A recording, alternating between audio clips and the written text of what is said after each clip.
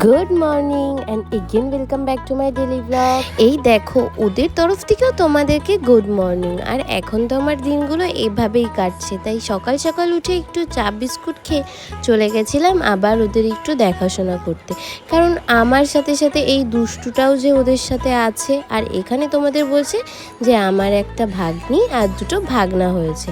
তারপরে একটু খাওয়া দাওয়া করে দেখি নতুন মেম্বারদের দেখার জন্য প্রচুর লোকজন চলে এসছে, আর টেপি ওদের জন্য খাওয়ারও নিয়ে এসছে, কিন্তু ওরা তো এখন খেতে পারবে না। আর এখানে আমি ওদের জন্য বিছনা রেডি করছিলাম, কারণ বাবুরা এখন খাচ্ছে, একটু পরে আবার ঘুমাতে যাবে।